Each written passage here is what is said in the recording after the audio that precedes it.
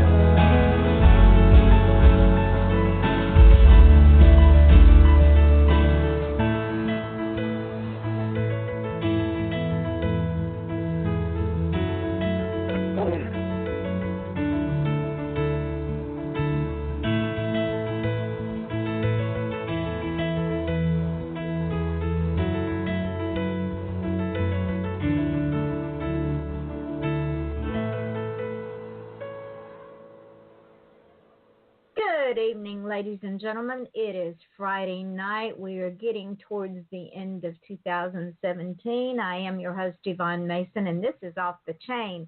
That opening song is called Footprints in Me, and it was written and performed by my nephew, Mark Stokes. If you've not yet had the opportunity to listen to him, Look him up on Facebook. He's also, I believe, on CD Baby, maybe Reverberation, maybe even iTunes.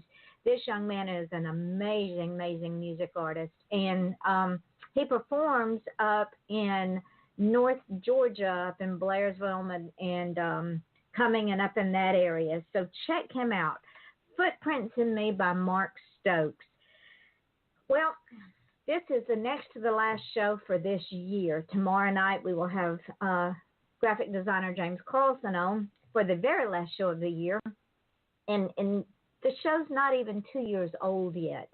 It's amazing where we have come in the last year and a half, and I am so grateful and so thankful for each of you, listeners and guests, who have made this show a success. I say every day that it is not my show, it is your show. I could sit here and talk all night long and nobody would pay attention, but yet y'all come and listen to my guests and listen to what they have to say, and you support them and you listen when they come back and they gain a following, and I am so, so proud and so appreciative. And because of all of y'all and the show, this morning when I ran our numbers just for the show itself, this doesn't include the podcast, but just for the show itself, ladies and gentlemen, we have reached 85,310 listeners. Now let that sink in for just a moment. The show is not even 2 years old, and we have reached almost 90,000 listeners just on the show by itself, with our biggest audience being Australia.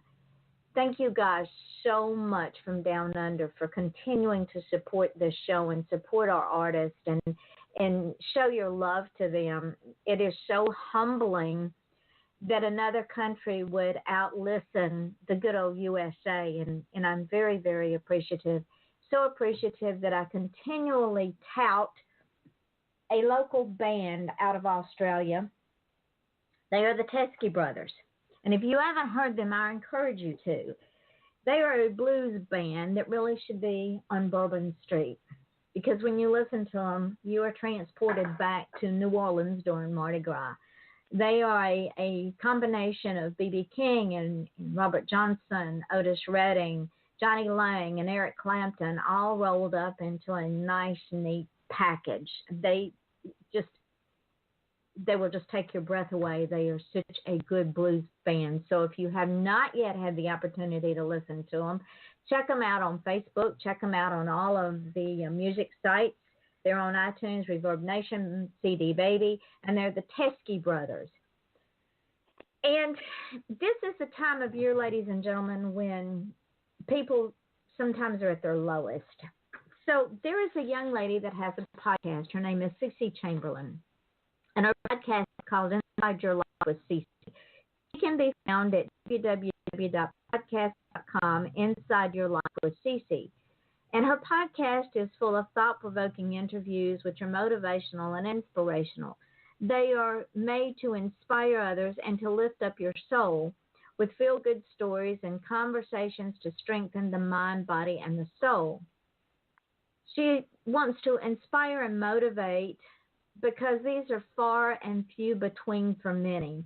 However, the Inside Your Life with CC podcast is the glimmer of hope in a world full of confusion and discouraging times, or just plain old tough days, and we all have those, ladies and gentlemen.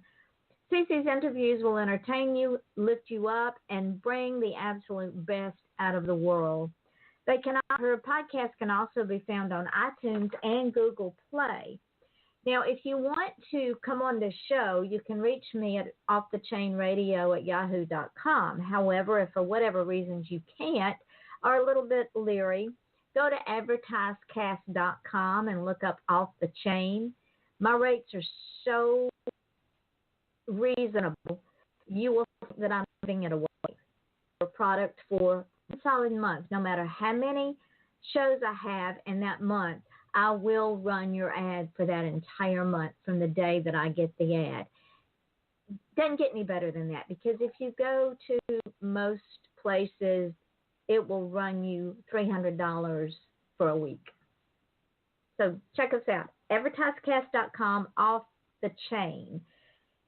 Now, on January the 5th, at 9 o'clock Eastern Daylight Time, if you have Investigation Discovery on your television or can stream it online, you want to do that, because there is a show called Married with Secrets. I will be on that show.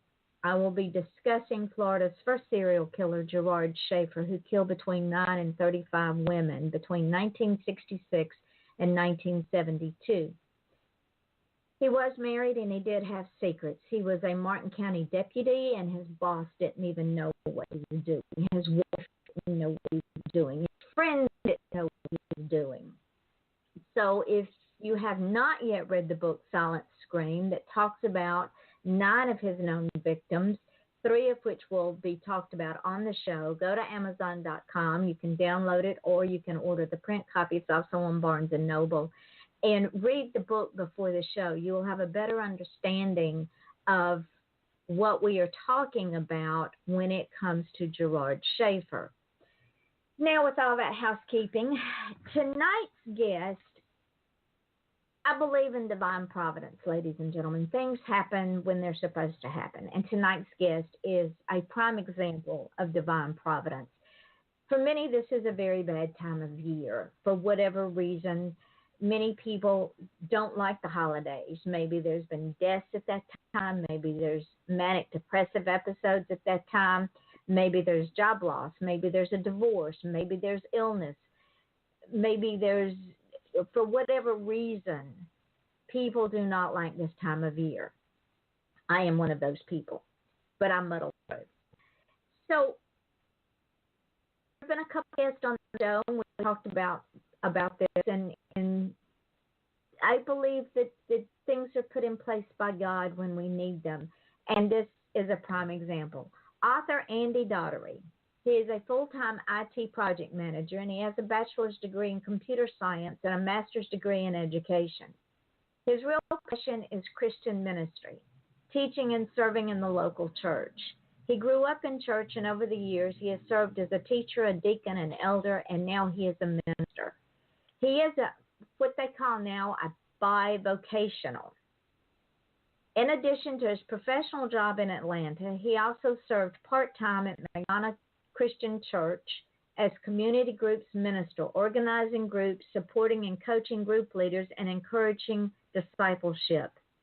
His current role at McDonough Christian Church is campus groups minister.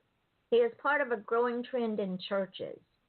And there is a quote by Dr. Thom Rainer, and it says, "We will see in 2015 an accelerated trend of other church staff becoming bivocational." Andy lives with his wife, Terry, in a suburb of Atlanta, Georgia, and they have 2 grown children. And the quote is this, and this is by Andy, quote, "Think because I am a bivocational minister and because I have grown up in the church, educated in my faith within the church rather than in formal seminary, this makes me well qualified to write this simple book on Christian living. I've already used this book as a tool in my ministry to bless fellow Christians. Now my goal is to see it used by others." Ladies and gentlemen, the name of this book is called Before God's Face. See, I can't talk.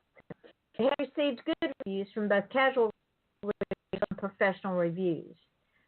The book is available in paperback and Kindle on Amazon or Nook on Barnes & Noble. Welcome, Andy. Thank you for joining me for an hour tonight. Oh, it's my pleasure. Thank you for having me tonight. You are quite welcome. This time of night I get tongue-tied for some reason. Some nights I can talk better than others, and tonight's not one of those nights. So if I stumble, just we'll laugh about it and move on. Absolutely. I may do the same. It's just, let's talk about Andy for a few minutes. Okay. What can I tell you? You have a bachelor's degree in computer science and a master's degree in education. Plus, and ladies and gentlemen, being a minister is not easy because you have to be ready at a moment's notice to give an answer. So, as a child, Andy, did you set your path to get a bachelor's degree in computer science, a master's degree in education, and become a minister? Or was it something that you took a detour and did? Well, yeah, one of my, the answer would be, a simple answer would be no. My life has this recurring theme, which is that I start off trying to do one thing and then discover that I really should be doing something else. So originally, when I was a teenager, what I really wanted to be when I grew up was a pilot. I loved to read stories of pilots, and especially, fighter pilots in World War II and things like that. But I did have my head on straight to think, I would love to be an airline pilot. When I got to be about 16 or 17, I realized I didn't have the eyesight to do that. So I did change my career path to be, to be a computer science major, and I went into application development, got my degree at Georgia State. But then after a few years, I became unhappy at that, and I found this desire to want to teach. And this is one of those examples where my spiritual life, my ministry, if you will, even though I was just in my 20s, was going to affect my professional life. So I enjoyed teaching Sunday school, and yet I had all these technical capabilities, and so I thought, what if I could put those together and teach technical aspects to people? And so I did wind up with a better job. I left IBM and got a job at PeopleSoft, and that was a fantastic job, because what I was doing is I was actually traveling and I was teaching like a consultant, and there I learned sort of the vocation of teaching. And so, I started off trying to do one thing, being a pilot, and sort of settled for something different, going into programming. Then after not enjoying that very much, I found that I wanted to teach, and I kind of stumbled my way into that job and really thrived in that job. And so I worked there for 8 years, and then they got bought out by another company, Oracle, and I wound up at another company, and then from there they said, we're willing to invest in you, and we're willing to reimburse you, and you can get your master's degree. What would you like to get your master's degree in? Would it be business or would it be education? And so I went down the path of education, and they reimbursed me, but it just never turned out to be that great job path I thought it was going to be. So that's kind of how I stumbled into my next job, which was project management. So anyway, I don't want to talk for too long. I don't want to ramble on and on, but there's this recurring theme in my life that I start off doing something, and then I discover that I'm really not as good as I thought at one thing, and I enjoy doing something else. So I stumbled into project management, and then when it comes to ministry, I've always been in the church, and I've always been, since my teen years, serving in the church. But one thing that I think I've discovered is that, everybody, I believe, has a spiritual gift. Everybody has something that God can use them to bless the church with. And I kind of stumbled across figuring out that teaching, just simple teaching people my own age, sometimes younger, sometimes older, but teaching is something that I'm good at, that God has given me that. It's not something I have, that I can brag about. It's something that God gave me, just like some people know how to play the piano, or some people know how to dance or sing or whatever. Singing is not so good with me. Teaching is you wouldn't want to hear me sing, but teaching is something that I'm good at. So there's kind of how I stumbled into where I am. Would it be fair to say, and I go back to my craft, which is writing, and in my craft, as I'm plotting a story, if I'm not plotting it the way the voices in my head tell me to plot it, I can't do it. It will not come together. Everything that can go wrong will go wrong. So in those terms, even though you had a path mapped out for you, you had this idea of and you were pretty focused on it, that was not the path that was chosen for you. Right. Yeah, I do feel like God kind of led me into teaching, and then I think He led me into. There was a time where this is kind of funny. I wasn't a project manager, but my current manager, who knew I could teach well and that I was real structured. I love to plan things out, and I'm really one of those planners.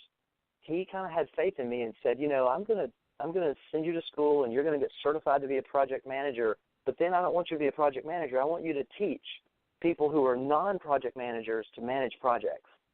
And so that's how I kind of stumbled into project management. So after I did that for a while, got certified, taught it for a few years to help people who were not project managers actually manage small projects, I stumbled across a job, just like you said. It was a great introduction. I believe in God's providence. And I stumbled across a job within my current company where I could be an actual project manager. And I kind of got the bug and decided to do that. And so that's where I've been for the past 5 years, being a project manager. And so that's kind of how I stumbled across project management.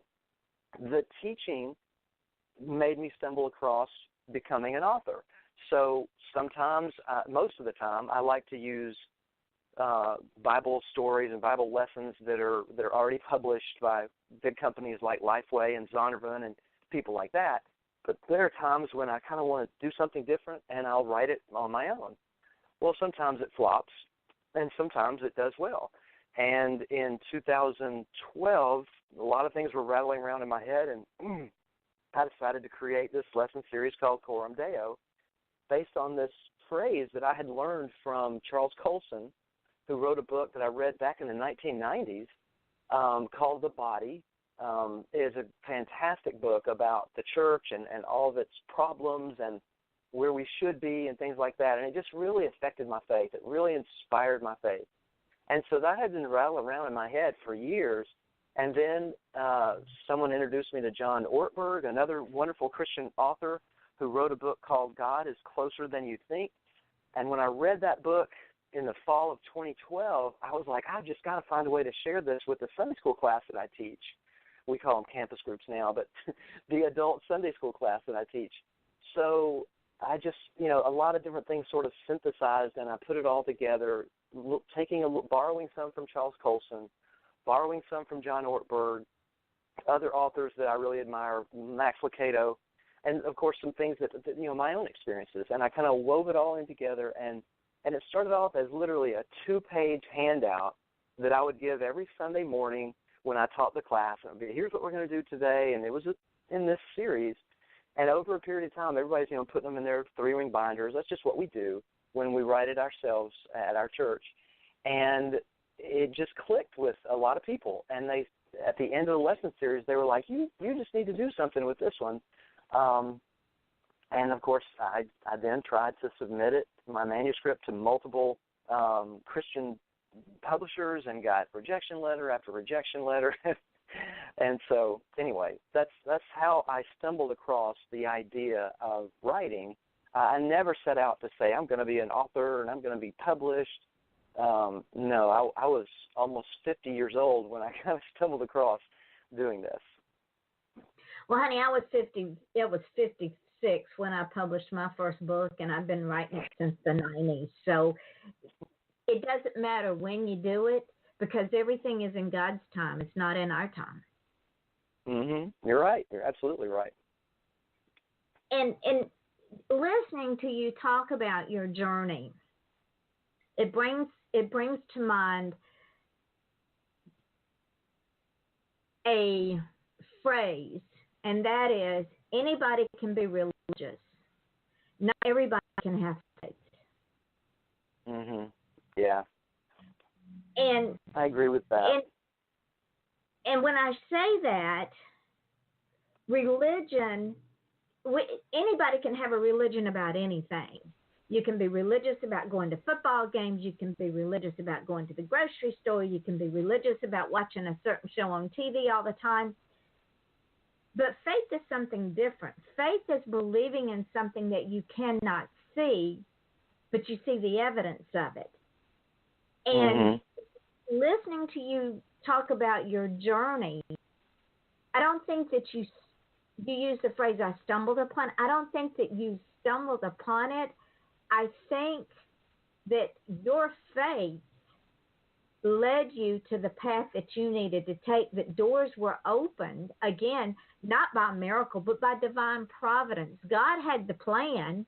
He just wanted you to follow it, and he just fed you little nuggets to go here, go there. No, you can't be a pilot, but you can do this. And just like when God told Jonah to go to Nineveh, and Jonah said, they're not going to listen to me. So Jonah did his own thing and wound up in the belly of the whale. God had the plan. All Jonah had to do was follow it.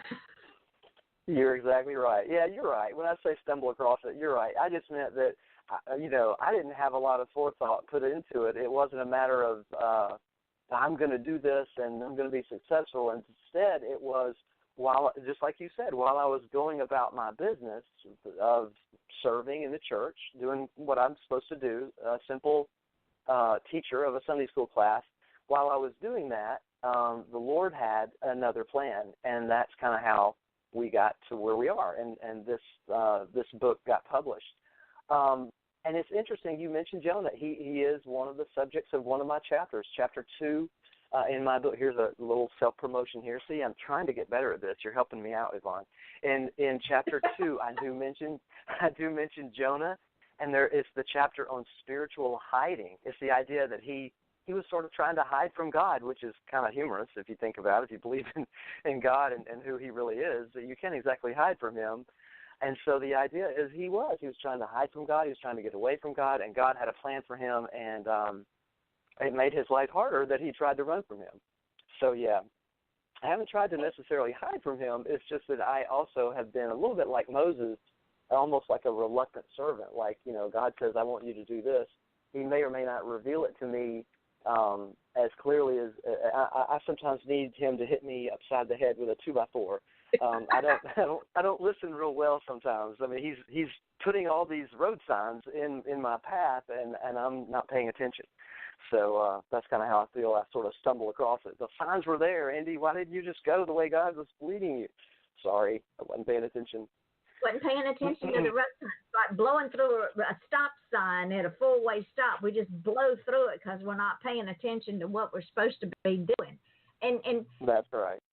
When something happens, it's easy to have faith when everything in our life is rosy and we're sitting on top of the mountain and we can raise our hand to God and say, oh, God, you're great. Look at all this I have. But when we are literally and spiritually stripped naked and bare, our faith goes away with clothes. Mm-hmm. That's right. Let's talk about David. You and I talked about David before we went live. David was loved by God, and David had all kinds of faith until David disobeyed God, and then David was punished for it, and then he lost his faith.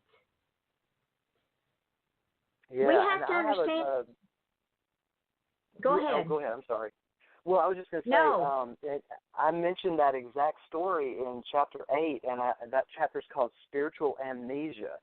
And I reflect on David, like, how can someone who was such a strong person in the faith, who, defended his own sheep as a teenager against the lion and the bear, and then slew Goliath and was chosen to be king of Israel and had this huge empire and really had all this stuff going for him, how could he have spiritual amnesia and suddenly decide that he would throw all that away for an affair with Bathsheba, and then wound up committing all kinds of deceitful things, murdering her husband, lying to other people, just all the things that happened?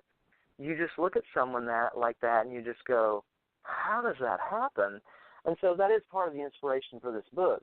The idea of Coram Deo is that you live in the presence with the understanding, with the realization and the conscious understanding every day that you are living in the presence of God. You're living before his face every day, all the time.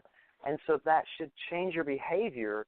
And it's not that he's this overbearing teacher or father or judge. Instead, he's this loving father who's trying to take care of you, trying to lead you down the right path, and is blessing you in many ways. And even in the dark times, he's still there with you, even when it feels like he's not.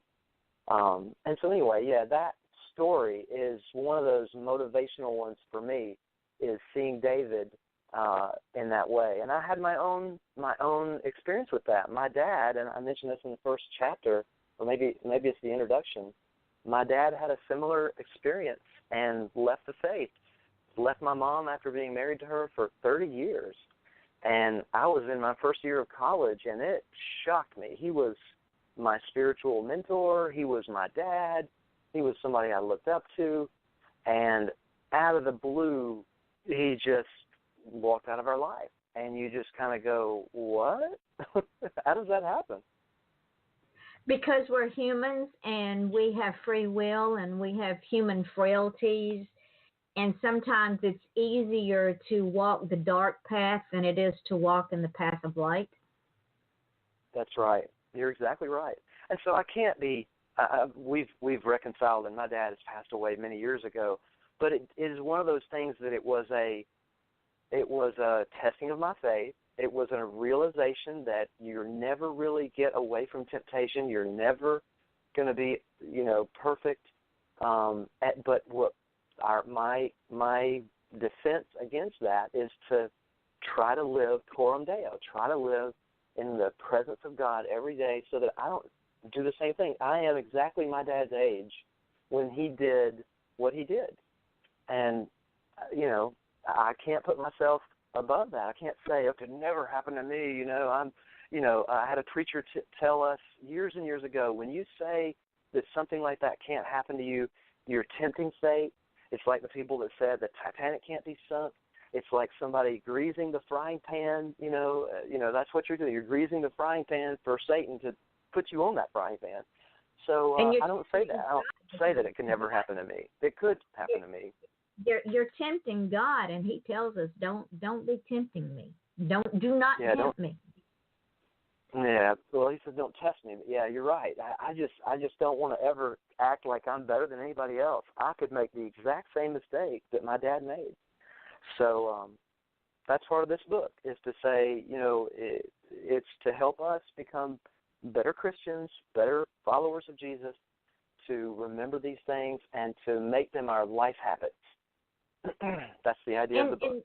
And that also brings me full circle back to Jonah, back to David, back to Saul, who became Paul, in that when we fall away, and we all do because we're human, God does not leave us, we leave Him. But in that, we have to learn two things.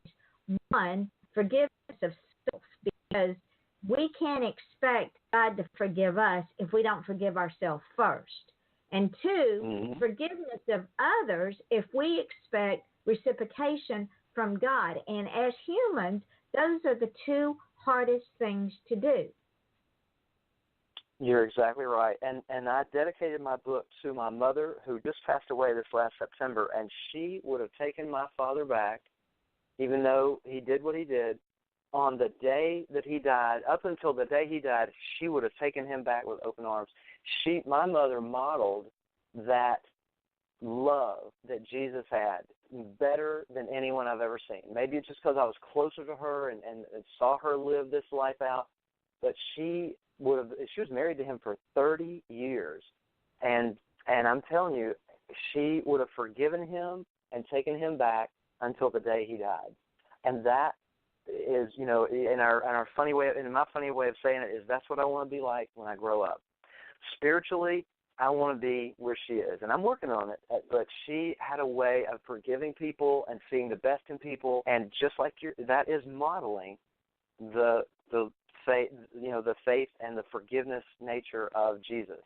And I want to be like that. I'm working on it. That is called unconditional love. That's right. And that is what God has for us, but we fail to have for ourselves and everyone else. You know, I love you as long as you do what I want you to do, or think the way I think, or act the way I want you to act. But if you screw up, I don't love you anymore. I'm not going to forgive you. You're out of my life. That's not what God says. That's right. We are You're exactly right. 7 times 7. Mm-hmm. And explain to folks what that means. Well, it means that we have to remind ourselves, just like you said, of what Jesus has said. Every single time someone asks us to forgive them, or even if they don't, we have to find a way in our heart to forgive them. And the best way to do that is to remind ourselves, I am before the face of God. I know all the grace He's extended to me and the mercy He's extended to me. How can I not extend that same grace and love and forgiveness to that person? So it's not always easy. Like you said, we're human. We're frail. But we have got to do that because, Jesus clearly says that if you don't forgive others the way I've forgiven you, then you're going to have judgment. And we don't want to be judged. We want to have God's grace. We want to have God's grace. And if there's any judgment at all, we're in big trouble for us. So that's what we have to live in, is that constant awareness of God's grace and forgiveness and mercy. And that brings me to another point. I would rather live believing in God and finding out there's not really one than live not believing with God and finding out there is one and not having that grace, not having that forgiveness, and not having that mercy, because that as human beings, we are made in His image. And as human beings, we have the capability of those traits if we allow them to bloom. That's right. You're exactly right. I think that thing you just said is called something like Pascal's wager or Pascal's thing. He's a great apologist who basically said to a person who was an unbeliever, if you are wrong, the consequences are horrendous if you don't believe in God, and I do. But if, on the other hand, I'm wrong and you're right and we all just die and we're just dust, then what have I lost? I've chosen to live for God during my life here on this earth, and if that turns out to be a fallacy and there is no God, then we all just die and we all rot in our grave and that's it. But if it turns out that I am right, the believer, and you, the unbeliever, is wrong, oh my goodness, the consequences are horrendous. So yeah, you're exactly right. That's I'd rather live that way too. And I give God all the some people say, well, is that to be taken literally or not literally? I'd rather err on the side of taking things literally with God, because I'm going to take Him at His word.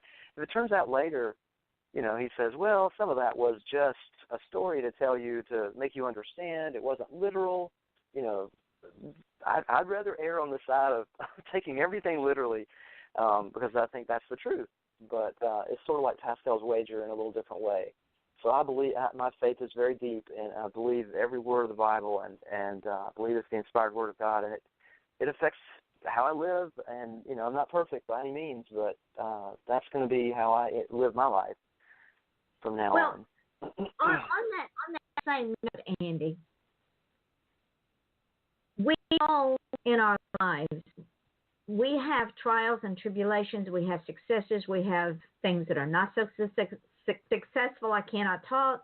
We have death, we have illness. There's things that happen in our life. And I would rather, like you, err on the side of caution to believe in the things that I cannot see, but I see the evidence of, because without that faith, I would not have survived the deaths that I have survived in my life, the death of my 13-year-old granddaughter, the death of my father 6 weeks later, the death of my sister 4 years earlier, the death of 5 aunts back to back in between that time. To be able to say that I believe that there is an entity that understands my pain, because He also suffered loss He understands how I feel, the anger, the hurt, the sorrow, the loss. And all I have to do is give it to him, and he will get me through it. As opposed to someone who falls down into that pit of despair because the loss is so great, they can never find the acceptance that is necessary to move on. Absolutely. And you just set me up to talk about, I actually mentioned that in chapter 4, and I call it God-forsaken times. And there's some wonderful writers that have written about this, including C.S. Lewis, Dr. James Dobson, and I pull together a bunch of quotes from them and go through the book of Job at a high level. And that, it sounds like, I'm sorry for your loss, sounds like you have been through some very difficult times. And that is exactly what the story of Job, I think, is to teach us, that we can have our faith and it can stay intact, and we don't have to curse God in those situations, even when he lost his whole family except for his wife, he lost his possessions, he lost his health, and he didn't understand why all those things were happening. He only understood his lower story of what was going on, and yet he never, ever cursed God. He always believed in God through that whole thing, and we have to be like that. And James Dobson calls that the betrayal barrier. We have to get past the idea that God has betrayed us when bad things happen. If you go down that downward spiral, and think God has caused all this and is punishing you and doing terrible things or whatever, it is a wrong expectation, because a lot of people think that once you become a Christian, everything is rainbows and butterflies and puppy dogs and all that, and that is not the case at all. Jesus warned us at the very beginning, in his gospel messages. He said, in this world you will have trouble, and he also promises us that he'll be with us. But he says, I've overcome the world, and that's our hope, is that he's going to be with us through all that, and that this life is passing. And anyway, I really do get into that. It was kind of a dark chapter 4, but I enjoyed writing it so much because it was therapeutic to me. I've suffered from depression, suffered from loss, just like everybody else. And it was very therapeutic, because sometimes you do get, and I don't like to say negative things about the church, but sometimes in church you do get that platitude of, oh, just pray more, or just, you get those trite little things that people say to you, and they're not helpful, even though they're trying to be helpful. I don't think they're trying to be mean, but what we really need to do is have a realistic view of what this world is supposed to be and is going to be. We live in a fallen world. We live in a world of death and decay and sin and rot.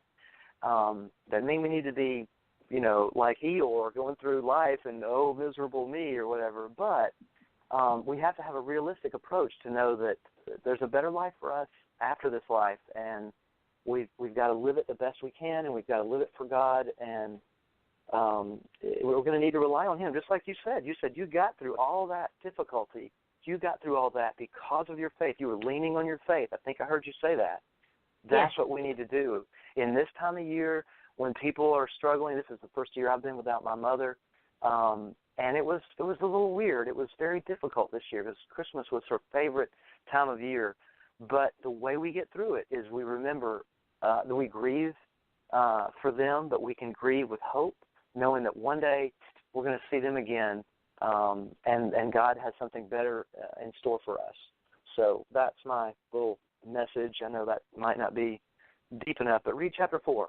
it helps.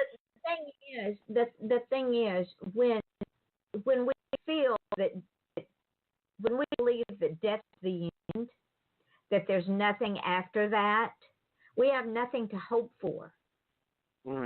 That's right. And you nailed it. Yeah, you nailed it. Hope. We have to understand that if we are where we are supposed to be with God, who is in reality our Father, then we hope for the hereafter. And we look for being eternally alive with him. so when this body, which gets diseased and messed up and goes away, we as humans have a soul. And I've heard people argue, well, we're just going to die and that's going to be the end of it. Well, that's what happens with the animals because they don't have the ability to reason. That we're created in God's image. We have a soul. Where does that soul go? It just doesn't go into oblivion. It goes somewhere. And exactly right. God created me in his image. God gave me a soul. This soul belongs to him. It's only here on borrowed time. You're exactly right. And we all, all as Christians, we all believe that we're all going to go to a better place, and then we are going to be reunited with those loved ones who have gone on before us who are also believers. And that's all through the Bible, Old Testament, New Testament. The phrase "gathered to his people" or "gathered to their people." That whole concept is that used way back with Abraham and David and others. That's what happens when we die. We are going to be gathered to our people who have gone on before us.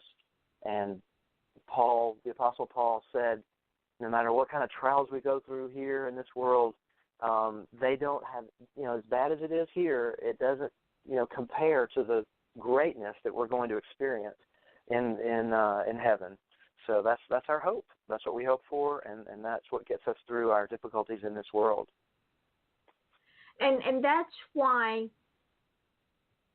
when all of this happened, and to add to this mix, my husband had to have colon cancer surgery.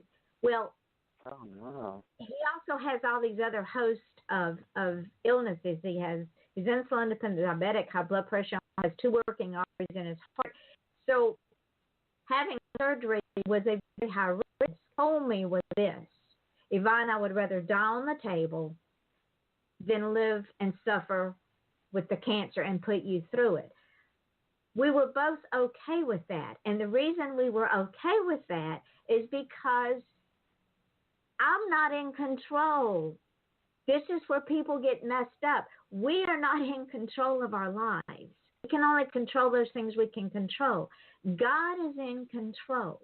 I turned it over to God and said, God, whatever your will is, it is your will. It is not my will. I can't control this. It's up to you. And when we say we turn things over to God, if we really do it, then we have to, A, forget about it, and B, live with what happens. Because it was supposed to happen. You're exactly right. Yeah, and that's part of that faith. That's that stepping out in faith, as opposed to things that are black and white and perfect and easy or whatever. Instead, stepping out in faith, you don't really know the future. You are trusting in faith that God's going to come through and he knows what's best, and you're just going to have to accept what he has in store for us. So, yeah, you're exactly right. That's good. How is your husband now? I got to ask, how is he doing now? Well, all the colon cancer's gone. He didn't have to have any radiation or any chemo because the team of doctors that we had, and again, I believe in divine providence because the anesthesiologist that we had for the colonoscopy and the endoscopic, I talked to her at great length. She and I were on the same page. She understood what needed to be done. So when it came time for the surgery, I asked for her, and she agreed. The surgeon that we had, he had done cancer surgery on my daughter, so I already knew his work. I trusted him. And my husband's heart doctor, I've known for almost 15 years, and he and I have an understanding. Again, because I could not have picked these 3 individuals on any given day to come together to take care of my husband. Yep, God's providence. Again, yeah, absolutely.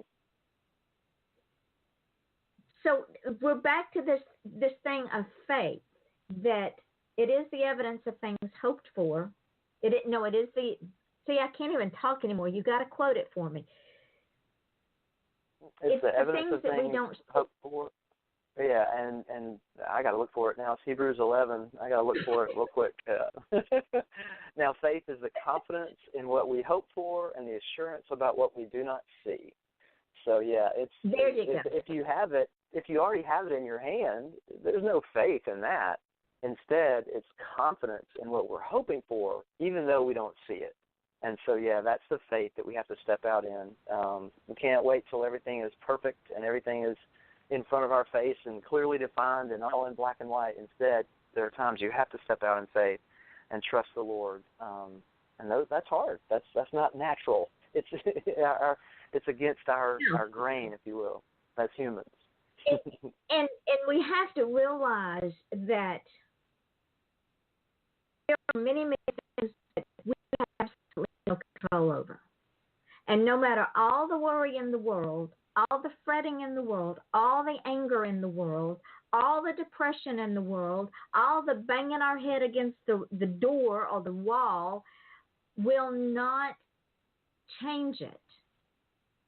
We have to literally give it up to God, who sees way down the road. To him, time is irrelevant. A day is 1,000 years, and 1,000 years in a day. He sees everything all the time. So his will is not always our will. We have to let him have it. And we have to stop worrying about it and say thy will be done. Absolutely. And I think that your book is a lot of that. And it also talks about God's discipline, and he disciplines us all the time because we are such stubborn creatures and rowdy children. Just like a parent, he disciplines us, and we have to accept that discipline and learn from it, because if we don't, it's the sign of insanity. You keep doing the same things over and over again and expect a different result, just like Saul before he became Paul, and Jonah in the belly of the well, and Moses. Poor Moses, he just couldn't accept the fact that God would take care of it. He's going to get all these extra people to help him. Mm-hmm. Yeah, and when I use, I don't disagree with anything you just said. When I use the word discipline of Coram Deo in the title, I'm referring to it's a spiritual discipline that we learn, kind of like the discipline we learn of a regiment of things I want to do. Like in the new year, I want to exercise 2 days during the week and once on the weekend. That's a regiment I want to follow, and then you get more detailed and say, okay, I want to do arm exercises on this day and leg exercises on that way. Well, with spiritual disciplines, the book goes through a bunch of different ways, and some of them are fun. Some of them are really fun. Like one discipline is that I mentioned, and I got this from other people, but it's so much fun, is you make a list of things you're thankful for. I mean, really sit down. Everybody said, I'm going to give you 5 or 6 things I'm thankful for. I mean, sit down and shoot for 100. It's not that hard, but once you get into the 50s and 60s and 70s, you're just like, oh my goodness, I forgot about that. I didn't think about that. And then put that list somewhere and look at it again next year, or look at it again 2 months from now. And so you find that your life becomes so rich with blessings. It's the whole, that old hymn, count your blessings one by one. That's one of the spiritual disciplines. If you're struggling with life, sometimes it helps to look at all the blessings God has given you. And, I mean, my list is so eclectic. It's got everything from Coca-Cola to bananas to, it's sometimes it's food. It's, cats and dogs and horses and, whatever. It's all kinds of different things that I'm thankful for. I'm thankful, of course, for my family and my upbringing and things like that. But that's one discipline. Another one is, spiritual memorials. When something big has happened in your life, the Bible often, God said, okay, you've just crossed the Jordan. I want everybody to put stones up here, pile them up. And then when your kids say, why are those stones piled up over there? You tell them the story of what happened today. Well, why don't you do that for yourself? Why don't you do the same thing? Why don't you save things? I'm a saver. Maybe I'm a pack rat. Some people might say I'm a hoarder or whatever, but I save things that mean something to me, and I put them somewhere where I can see it. I'm sitting in my office, and I'm looking at an old piece of wood that a Sunday school teacher cut for me in the shape of my name, Andy, from 1975. It means something to me. It was precious to me. This man taught me important things about the Bible. I've got a homemade painting on the wall from one of my students. Her name is Debbie. She painted that for me, a couple of years ago, and I look at it and I remember the blessing that I have of being able to have a wonderful relationship with her and that whole class.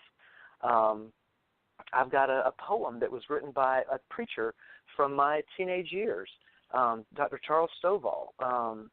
And so these are the type things, and it means something to you, and it makes you smile, and it brings you that feeling of, you know what, God has blessed me in so many ways. So spiritual memorials, that's one discipline. Thankful list, that's another discipline. Anyway, there's one at the end of every chapter after about chapter 3, and it just helps you apply the ideas that God gave us in the Bible for being thankful, for remembering things. And so anyway, that's the idea, is that you're going to develop a spiritual discipline that will protect you from doing, making mistakes, having spiritual amnesia. It's not going to make you perfect by any means, but it's to help you walk a better Christian life. I don't want to cut you short, but we're going to run out of time. You're kidding me. There's no way we're out of time. Tell the folks where they can get your book and where you can be found, and will you come back? I will definitely come back. My book's available on Amazon, both in paperback as well as ebook. It's also available on Barnes & Noble in ebook only. You also can go, I've got a lot of free writings that I've put. There's a website called Teachers Pay Teachers. Just look up my name there. I got about 10 things that I'm giving away out there that you can just print. They're PDF files. And my target audience would be new Christians all the way up to, Sunday school teachers that just are looking for a new idea. Hey, I got to teach a class for 3 weeks, and I just need an idea. Well, here's a free one. You can just download it from teacherspayteachers.com.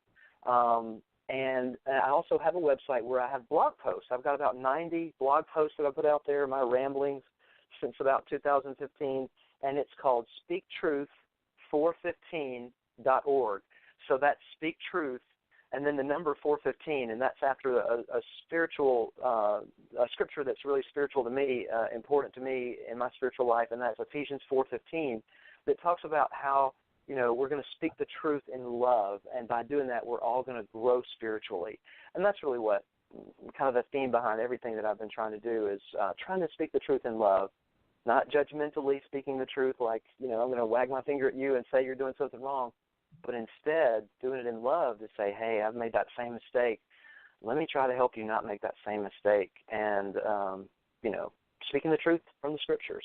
That's my idea. All right. So, ladies and gentlemen, Andy Daugherty. Check him out on Facebook. Look him up. And believe it or not, we are going to run out of time real quick. I want to thank Andy for joining us tonight. He doesn't know how much he's helped me today. I needed him today. Tomorrow night, graphic designer James Carlson will be with us. And y'all know there's a couple of things I say at the end of every show. One of them is don't just feel special, be special. You want to be different from today, from tomorrow, where you are today, then change what you're doing today. The difference between who you are today and who you want to be is what you do today. So go out and change yourself to be different. And if you want to achieve greatness, please stop asking permission because nobody's going to give it to you. Your smile is your logo. Your personality is your business card. How you leave others feeling after having had an experience with you, ladies and gentlemen, I promise you that is your trademark. People will forget your name. They look like they will forget what you're wearing, but they will never, ever, ever forget how you made them feel. And I hope that tonight's show has been both inspiring, educational, aspiring, and that our trademark to you is that you will feel better about yourself. Andy, thank you again so much for joining me. I can't wait to get you back. So and don't hang up when the show goes dark. So tomorrow night at 8 o'clock Eastern Time, join us for graphic designer James Carlson. This is your host, Yvonne Mason, at Off the Chain with my guest author, Andy Daugherty. And we hope and pray that you all are inspired by tonight's show. See you again tomorrow night at 8 o'clock. Thank you, everyone.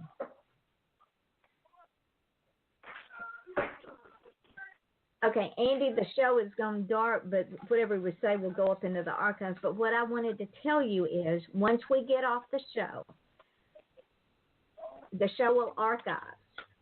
When it gets through archiving, I will put the link up on my page and tag you in it. I want you to take the show and spread it everywhere.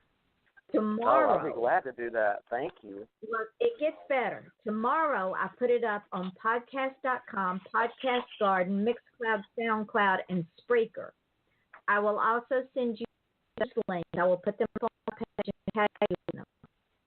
You can use them. This show also shows up on my YouTube channel under Yvonne Mason, on iTunes under Off the Chain, on Stitcher, on FM.com, and on TuneIn Radio, and on several other podcasts that I don't put it up on, but somebody else does.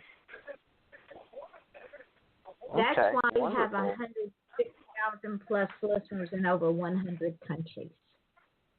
Wow.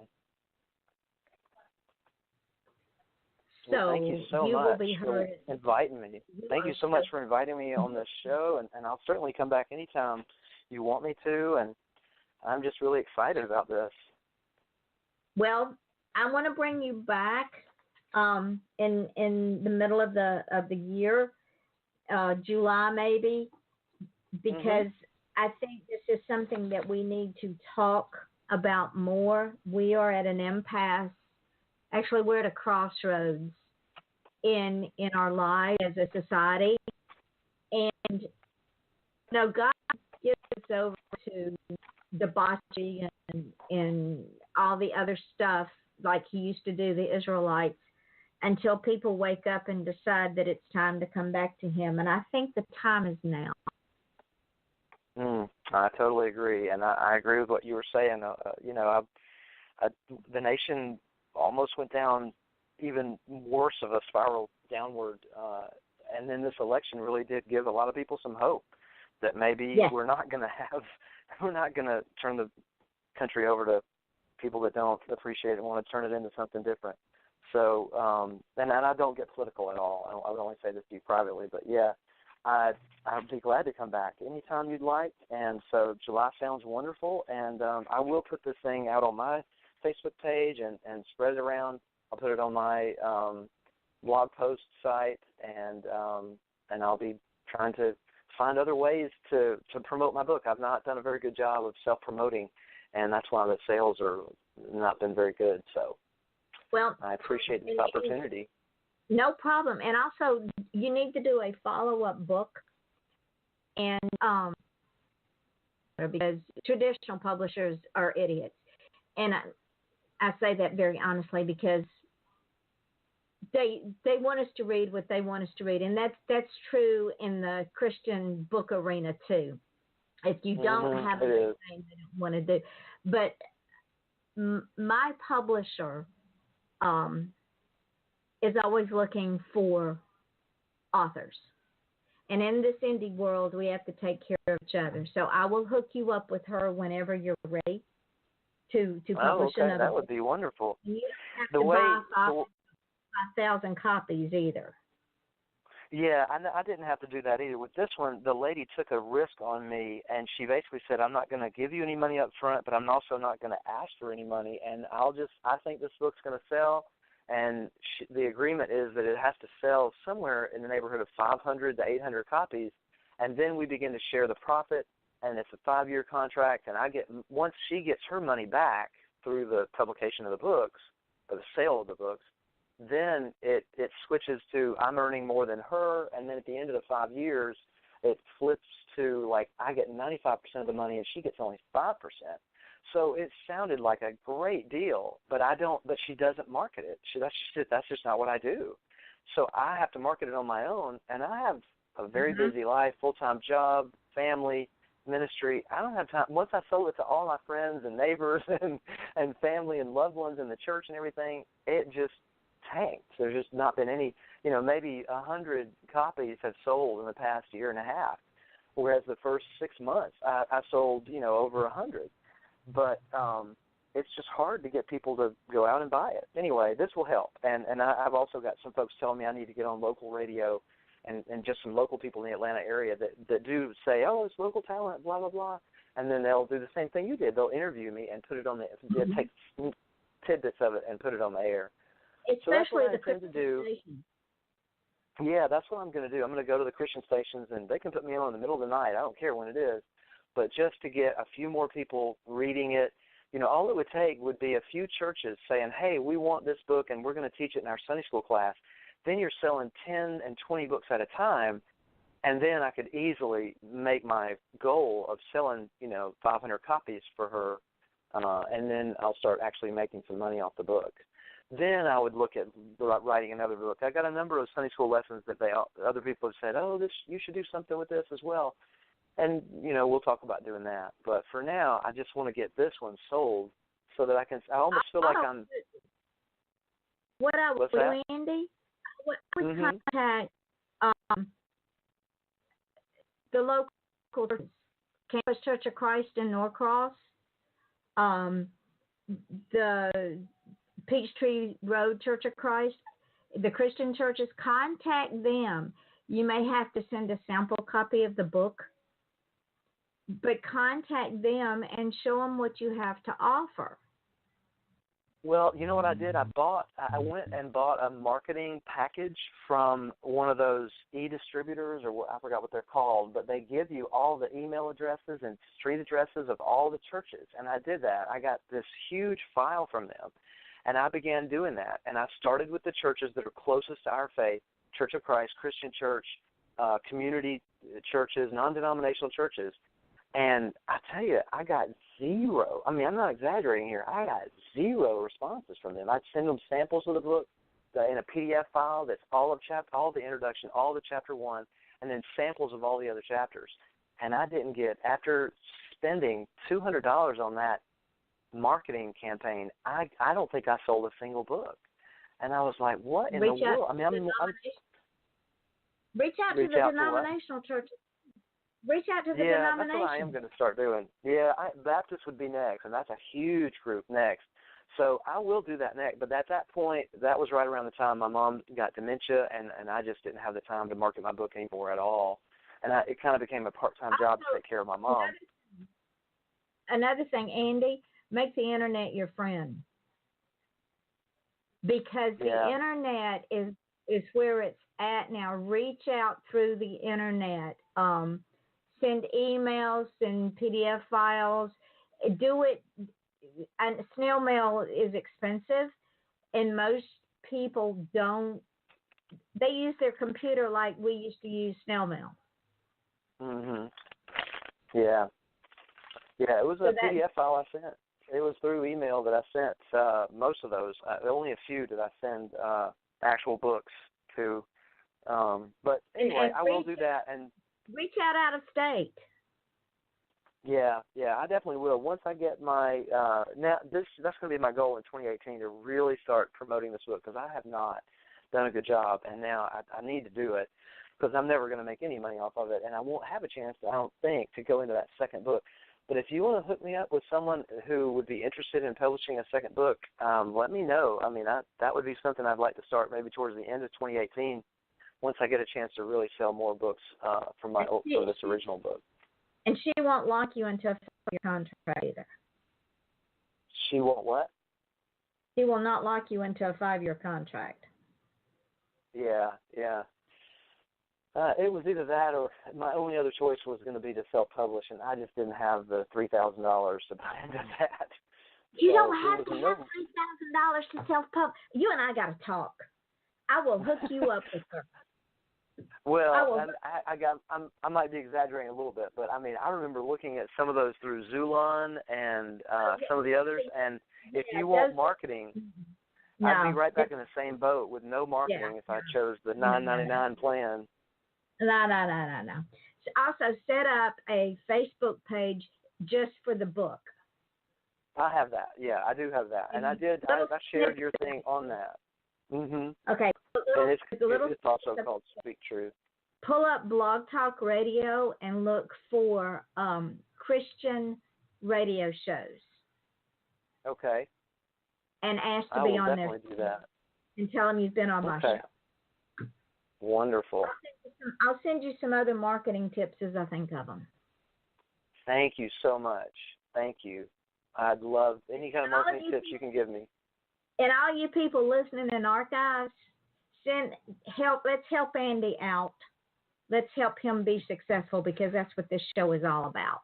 Because when the show is archived like that, how people can hear it. So they will hear what we're talking about, and you're going to see a result. Wonderful. I believe in it. Okay. All right. Well, thank you so much. I really to- appreciate it. You are welcome. I'll get you back on the show. I'm going to let you go and enjoy the rest of your evening. Thank you for the honor of interviewing you and having a frank discussion about faith, hope, and love and forgiveness. Thank you so much. You have a great night, and Happy New Year. Happy New Year to you, and I'll keep you in my prayers. Thank you. Bye-bye. Bye-bye, honey.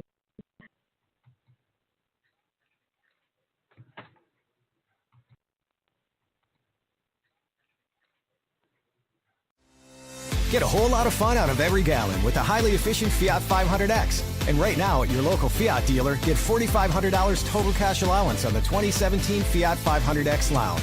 It's made to get the good times rolling with an EPA estimated 30 highway MPG and ready to keep them going with a Beats Audio premium sound system. Visit FiatUSA.com and your local Fiat dealer for great offers on the Fiat 500X. Available feature. Residency restrictions apply. Take retail delivery from dealer stock by 1/2/18. Get a whole lot of fun out of every gallon with the highly efficient Fiat 500X. And right now at your local Fiat dealer, get $4,500 total cash allowance on the 2017 Fiat 500X Lounge. It's made to get the good times rolling with an EPA estimated 30 highway MPG and ready to keep them going with a Beats Audio premium sound system. Visit FiatUSA.com and your local Fiat dealer for great offers on the Fiat 500X. Available feature. Residency restrictions apply. Take retail delivery from dealer stock by 1/2/18.